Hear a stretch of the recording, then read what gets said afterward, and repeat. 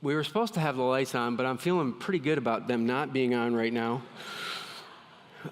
Because this caricature for dads has been around as long as I can remember.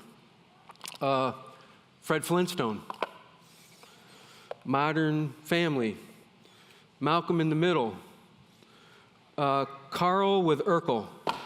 Anybody, what's the name of that show? Good for you.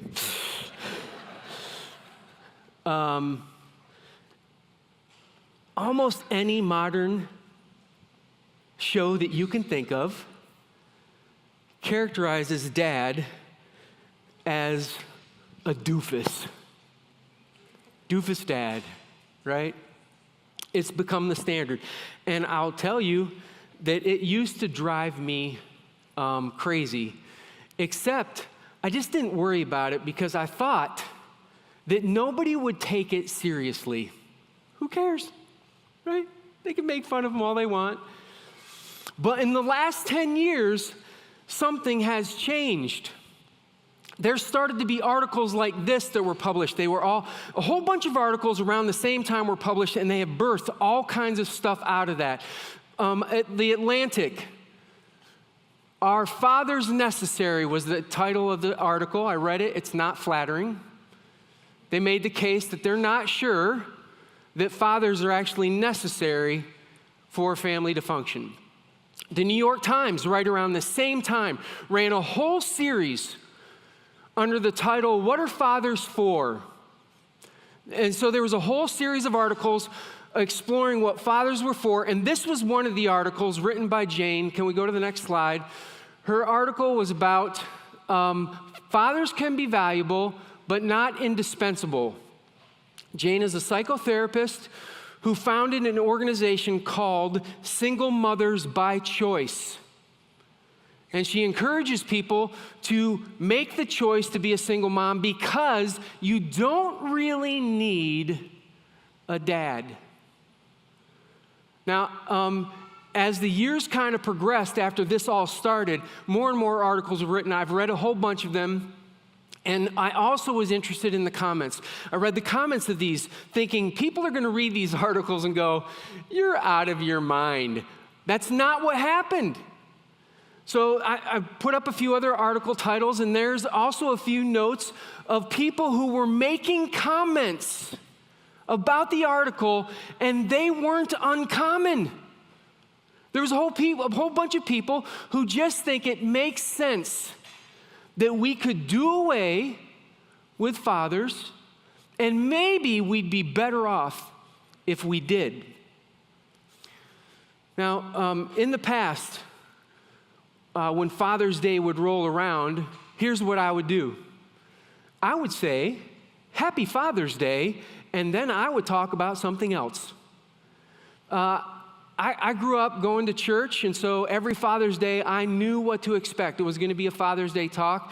And I just assumed that, man, if I'm wrestling to keep people's attention, I should keep people guessing. So it's going to be Father's Day, and they're going to think it's Father's Day, and then I'm going to talk about something else. That's going to catch them off guard. That's going to be good. But in the last 5 years, as I've watched our culture discount the value of fathers, I've felt more and more compelled as Father's Day rolls around to find a way to speak into the lives of fathers. And that's going to be my goal this morning. See, I'm convinced that fathers are being discounted for it's a lot of different reasons. Here's one. Fathers aren't perfect, and sometimes they're seriously flawed. And I'm a father, and if you were to ask me, I would say, man, I'm probably pretty close to the serious flawed. When I look back, I made a bunch of fathering mistakes, things that I deeply regret. And there have been moments in my life where I've watched my adult kids make choices and adopt beliefs. And my first thought was, I never taught that. I definitely didn't model that. But there they are doing it, and it causes you to stop and go, I wonder if I failed as a father. I wonder if the mistakes that I was making led to this. And I don't know about you, but I think our culture as a group has this tendency to find the failure, the negative in your life, and you focus on it, and you focus on it, and it can eat you alive. And sometimes the person who discounts your ability to be a good father is you.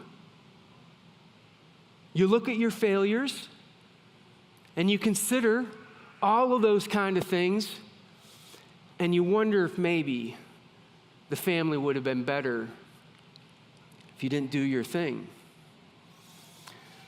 Second thing I see happening is I think our culture discounts taking any kind of responsibility at all. See, the reality is that every one of you was raised with a father who made mistakes. It's inevitable. And they left marks in your life. Sometimes really good ones, and sometimes bad ones. And what happens is people then start to act out on those. And I'll hear people say, they've said this to me, I'm this way because of my father, as if they are hardwired to act, think, and be a certain way because their dad was. Like they have no sense of responsibility for the choices, the beliefs, or the actions that they now have, the attitudes that they carry. Because yes, your dad will cast a shadow on you. I'm going to argue today that you have a lot of influence as a father. There's no doubt about that. But as you get older, you're responsible to take whatever shadow that was and to respond to God in the way He wants you to respond. And to simply say, I think it was my dad's fault, has led to a whole bunch of people thinking, maybe I would have been better off if I just didn't have a father. Now, admittedly, there are some people here this morning that if you were to ask them about their story, no other way to say it, their father was horrible. Maybe their father never helped them financially. In some cases, that's all he did. He took care of financial needs, but he wasn't there emotionally. He wasn't there with his time. He wasn't there with his effort. In some cases, the father was abusive to that person. And you can look at somebody like that, and you can hear their story, and you could understand how they could discount a father. But that's what's so hard about a group like this, because at the same time that's happening, there'll be some of you here who it doesn't even register how that could even be a possibility. You had such a good experience with your dad. And maybe even your dad has passed on, and you're feeling like sorrow about all of that. You're feeling the loss of all of that. And you can't understand how anybody would have a sense of anger towards a father. And so all of that gets mixed up in these conversations we have. And we don't understand how or why people discount their fathers. But I think it's complex. I think there's a lot of stuff going on. I want to mention one more, not because I want to, because I think it's going to stir up some stuff. I'm going to do it anyway, because I really believe this is having an impact right now. So I've become convinced that the modern day feminist movement has strayed far from its roots. The roots that it started with was protecting women from male violence. I can get behind that. It was about finding a way to give more opportunity to women, something I could also get behind. But it has strayed, and it has turned into this weird thing where it's us versus them. And if we can devalue guys in the process, we'll do that. Let me show you something. This is having a real life impact in our world right now. Let me show you this. In 1972, let's bring that graph up. In 1972, this was the enrollment at colleges. the enrollment and participation level. There was a lot of concern around this disparity, the difference between the number of women who were attending college and the number of men who were attending college. Because of this, Title IX was passed to try to change the direction that this was going. It did. In 1972, Title IX was passed. Let me show you the numbers right now. The numbers are now worse for men than when they thought they needed legislation to correct this for women, but there's not an ounce of concern being brought up for the young boys and young men who are currently being left behind. And it's a bigger problem than you realize. Here's what's happening. If you're paying attention at all, this is fascinating to me. I don't know how this is going to work out. It's not going to work out well. That 60% of women who are going and attending college do not believe that if a man hasn't had college experience that they should date them or marry them. They're not marriage material. There's now a huge gap in the number of available bachelors with the number of available partners. You can go and read about it. You can watch stuff on it. It's amazing. What it's going to result in is dramatic drops in birth rates in this country. And it's already begun. Fatherhood is being affected, will continue to be affected. And I don't see any way right now there's nothing that would currently stem the tide of this. It's going to keep going. Now, I want to be careful here. I want to pause for just a second if I could and say, I am trying to speak as directly and clearly about this as I can, which is to say that if I say something that you don't like and I said it directly and clearly and you want to be offended, that's awesome, we can talk about it. But if I don't say it directly, don't assume that I'm trying to say something and then get offended about that. I don't have time to cover all of the bases. I can't say, oh, except for this exception or whatever. I can't do that. What I'm concerned about is a whole group of people who are starting to be convinced that fatherhood is of no value. Now, I will pause and say this. If you're a single mom in the room, I understand the plight that you're up against. You have all the financial responsibility. You have all the chores responsibility. You have all the raising and the discipline responsibility. You have the weight of the world on your shoulders, and what you're doing is incredible.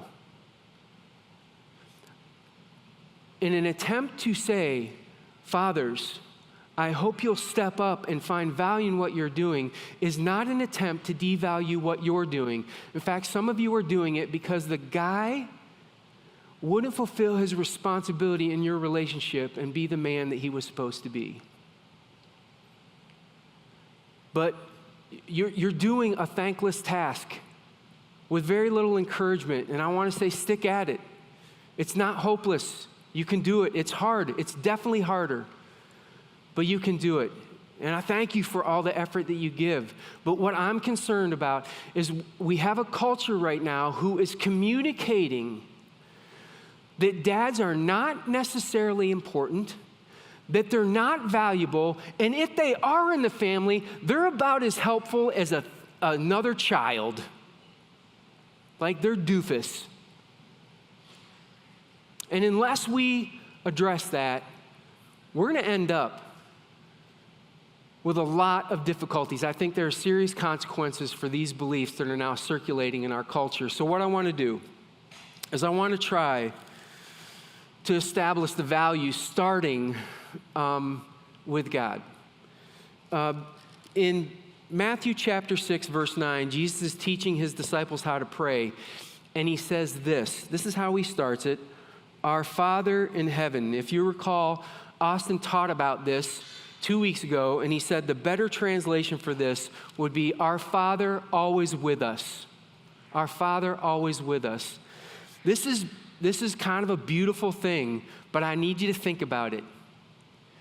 Because when people read this, some people get in their head this picture of like Father Time, this gently old man sort of thing, except that's not God. God doesn't have a body. He's outside of time and space. He doesn't look like that. He has an immaterial existence. So why is he choosing Father as an identifier? Well, because of the way the culture looked at the Father. In the ancient world, the Father was the center of everything for that family. He held all power. He controlled all the finances. He controlled who would get the inheritance. He determined what the beliefs were for the whole group. If he decided our family would believe this, you believed it. So you could understand why God would want to come and say, I identify as that, because he is at the center. He does hold the power. He is going to give out inheritances. He does want to shape and determine what our beliefs are. So it's not shocking that he's going, hey, I want to identify as Father. But what it does for us is it causes us to realize there must be value in the role if God himself wants to identify with it. There must be something good here for us. If God wants to relate to you as Father, then there must be some value to it. By the way, it's not the only way he relates to us, but frequently in the scriptures, he's referred to as our Father. I want to show you one more, and then we're going to go in a little bit different direction. So in John chapter 20, verse 17, Jesus once again says, do not hold on to me, for I have not yet ascended to the Father. Go instead to my brothers and tell them I'm ascending to my Father and your Father, to my God and your God. This is repeated all through the scriptures over and over and over.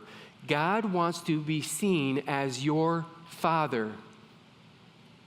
Now it's cool, except one of the things that's very odd about the scriptures is it's clear that the Father role is really important, but what's odd is you're going to have a hard time cracking these pages and finding a list of things that a father is supposed to do. There's just a few sections of scripture that talk about being a really good and healthy father. Otherwise, it's not there. It's not there in list form. Here's where it is. On occasion, a disciple will make a decision to act in a certain way, and he'll say, this is what a good father does. In some cases, God will act a certain way, and he'll say, this is what a good father does. And if you take those pieces and you put them together, you can get a healthy picture of what a father might look like, or what a healthy father might look like. And I think when you do that, you also begin to see that there's value in this role. So that's what I want to try to do. I want to try to take us to a few of these and help you understand, man, there's something that fathers can and must do. And they're going to be called out here in the text. So Paul's writing in 1 Thessalonians, this is chapter 2, verse 11, he says, for you know that we dealt with each of you as a father deals with his own children. Good, we're about to find out. Verse 12, encouraging, comforting, and urging you to live lives worthy of God. A father is supposed to find the gifts in his kids, the skills that God's developing, and he's supposed to encourage those. He's supposed to comfort them when they try and fail. He's supposed to urge them to go for it, even when it's a challenge. I found a little clip that I think has all three of these. I want to see if you can see all of them: encouraging, comforting, and urging. Check this out. Ready? Beat up, trust me, mate, trust me, I promise you, safe, I promise you, you're safe. Go, dude, go! That was sick. Did you hear it? You can do it. encouraging, trust me, comforting, urging, right? Sometimes that's what it takes. And you're like, yeah, but come on, that's just recreation. Where do you think fathering happens? It happens in real life. It's not some class where you sit down with your kids and give them a lecture and they all walk away with it. You teach them while you live with them. That is the kind of stuff that Paul was talking about. You find a way to encourage. Love the words of the mom at the end of that. That was sick, right? That kid just learned a life lesson that came from encouraging, urging, comforting. Well, there's more. So in Ephesians chapter 6, this is one of the rare instances where fathers are addressed directly. In verse 4, it says, "Fathers, do not exasperate your children." And I've heard a lot of messages that have stopped right there at that verse and have talked about how fathers have had high expectations. They're too demanding. They're too, that can be a problem. It's for real. But for you to get the sense of what Paul's trying to get at here, you have to read the whole verse. He finishes by saying, instead, bring them up in the training and instruction of the Lord. The goal of this, Paul is trying to suggest that it's possible that the reason our kids end up frustrated, exasperated, is because we didn't give them the proper training and guidance that they needed. By the way, I've made mistakes on both sides of this thing. There have been times where I was too harsh with my kids, and there have been times where I missed clear opportunities where I should have instructed them more. I should have given them more training. Have you ever gone to a job and they didn't give you enough training and they throw you in there to do it? How does that feel? What happens if you do that with your kids with the way God designed the world to work? Like, you know how it works. Train them. What about instructions? Have you ever sat down to try to put together an IKEA table with no instructions? You've got a pile of firewood right there. That's all that is. Just throw it away. That's how important instructions are. You have that ability. And if you pair that, this is what's so beautiful. If you pair that with encouraging and urging and comforting, it becomes an incredible, powerful tool. Fathers, this is something that we're supposed to do that makes a difference. There's more. Actually, there's a lot more. I don't have time for as many as there are in the scriptures, but if you pay attention, there's references to fathers, not in a list of this is what you should do, but in a list of this is how this is working with this relationship. So this is another one in Proverbs 3:11 says, "My son, do not despise the Lord's discipline. Do not resent his rebuke." Why? Because something good is about to happen here. What's that good thing? Because the Lord disciplines those he loves. The Lord disciplines those he loves. There's been some research on this. It's very interesting to me.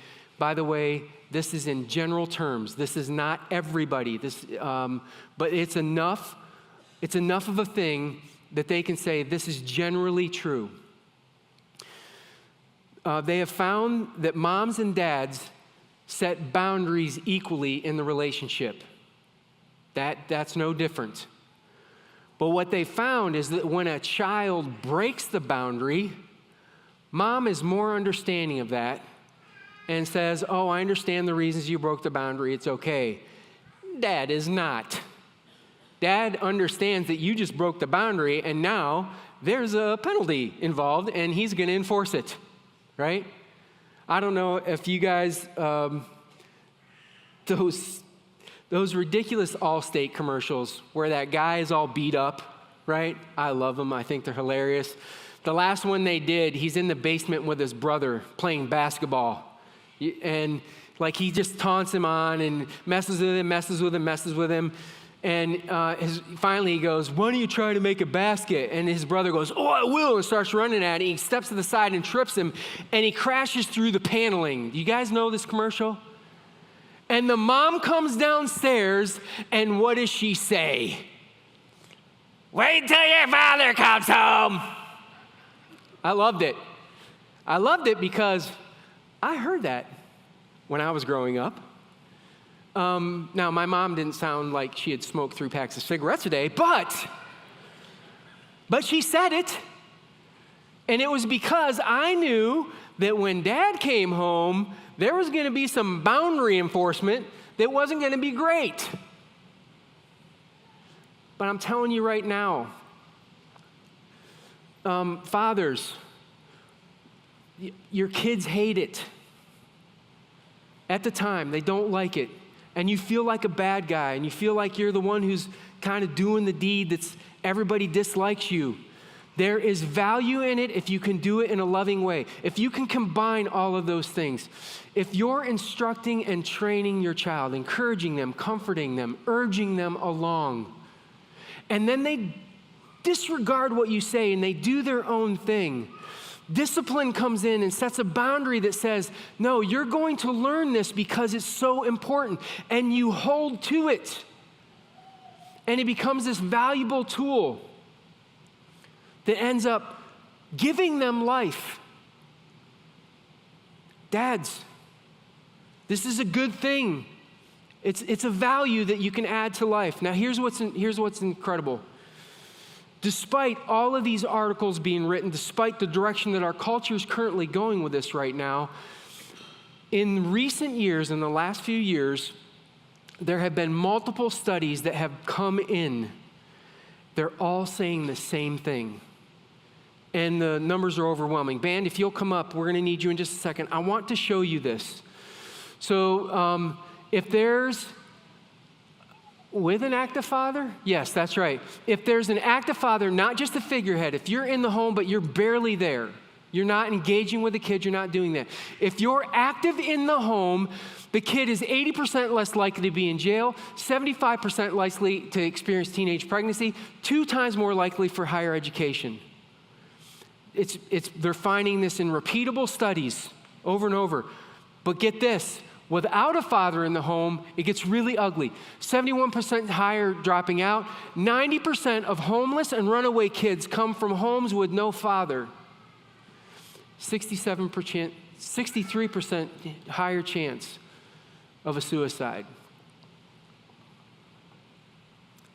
Dads, your role matters. You have to step up and step in. Some of you are already doing it, and you feel like it's a thankless job. It may be. Keep doing it. It makes a difference. If God sees value in it, there is value in it for you. And by the way, I don't care at what stage you are as a father, there's value in this stuff. If your kids are still at home, you get the whole package. Throw yourself into the whole thing. Urge, communicate, right? Encourage, train, instruct, discipline. Do what you can to give them a solid foundation. When they leave home, you can still encourage. You can still urge. You can still do those things. You might even be able to instruct and train when they call and ask for advice. But your chances of disciplining go down. And when you choose to discipline a kid who's left, they just turn off from you. So be smart about it. But fathers, there is value in what you do. You're actually heroes and you don't know it.